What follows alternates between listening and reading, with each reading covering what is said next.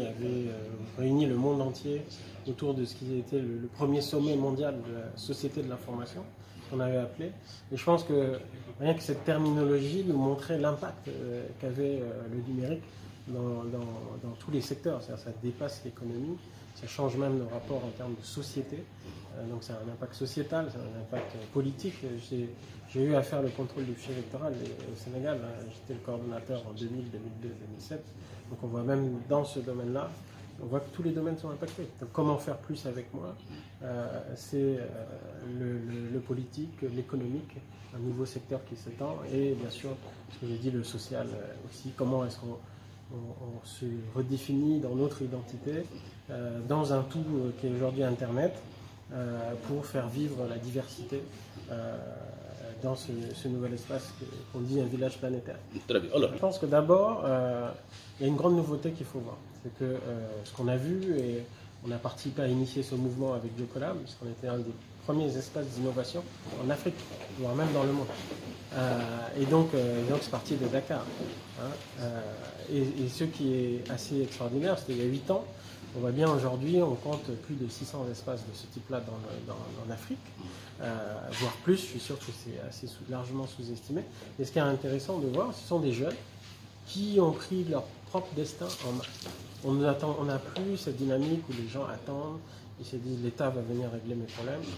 Et maintenant, quand on les voit ouvrir des espaces comme ça, d'innovation, qui refusent que l'autre à la Médina, l'autre à Dakar, l'autre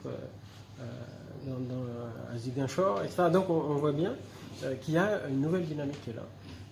Et donc qui est extrêmement intéressante, où les jeunes ont envie de libérer leur créativité, de libérer leur talent. Donc maintenant, ça c'est déjà un grand changement, et c'est quelque chose qu'on attendait aussi à voir, parce qu'on nous dit souvent les jeunes ne sont pas sérieux, il faut lutter, etc. Mais non, les jeunes ont envie de se libérer. Là, je pense que tout de suite on commence à toucher du doigt. Donc il nous faut aujourd'hui aller plus loin, et arriver à accompagner ce mouvement-là. Vous savez que le président Macron a fait a décidé d'être en lien aussi avec la jeunesse africaine, ce qui a commencé sa première visite officielle au Burkina Faso avec un discours à la jeunesse africaine, mais c'était pas qu'un discours. Un des engagements, c'était 1 milliard d'euros pour accompagner justement notamment le numérique, l'agriculture, les femmes entrepreneurs. Et donc ça se traduit notamment par un programme que j'ai l'honneur de présider, qui est maintenant une association qui s'appelle Digital Africa, pour accompagner l'émergence du digital en Afrique, pouvoir ouvrir des opportunités aux jeunes entrepreneurs, parce qu'on voit bien que ces jeunes-là ont des problèmes notamment à accéder au financement. Il y a 65 millions d'euros qui ont été mis en place par l'AFD, qui va être géré par l'AFD et la Proparco, donc Agence Française de Développement. Mais on invite tous les partenaires, et c'est la grande nouveauté de cette approche aussi, puisqu'on est dans cette redéfinition aussi de la relation entre la France et l'Afrique. Et vous voyez bien mon parcours, voilà, c'est justement ce qui traduit cette nouvelle relation.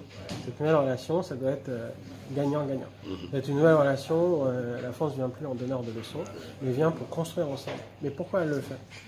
C'est qu'aujourd'hui, si on regarde les enjeux de demain, le doublement de population tous les 20 ans en Afrique, donc une démographie incroyable, qui est une grande chance pour nous, mais qui peut être aussi un grand risque si on n'arrive pas à offrir et ouvrir des opportunités à ces jeunes. Si on a la crise écologique, on voit bien le dérèglement climatique, on voit les problèmes que ça peut poser, les populations nomades qui aujourd'hui ont des problèmes, population sédentaire, l'agriculture qui devient difficile dans certaines zones. Donc on prévoit même d'ailleurs des déplacements de population juste phénoménales. Donc comment est-ce qu'on anticipe tout ça ensemble? Parce que je dis ces problèmes-là, mais la France elle-même a des problèmes. Donc on voit bien qu'aujourd'hui, dans ce nouveau monde numérique qui est en train de se définir, tout le monde doit se réinventer. Et c'est là où c'est une formidable opportunité, parce qu'ensemble, ce qu'on propose avec Digital Africa, c'est de dire, dans ce dispositif qui est franco-africain / Europe et autres, les acteurs qui vont venir, on va se mettre dans une dynamique justement pour, ensemble, construire des nouvelles solutions, les faire émerger, et que ce soit pleinement gagnant pour tout le monde, mais surtout qu'en définitive, on soit bienveillant pour la jeunesse africaine, qu'on arrête de l'utiliser pour faire des programmes qui servent à des consultants et vraiment voilà, que ça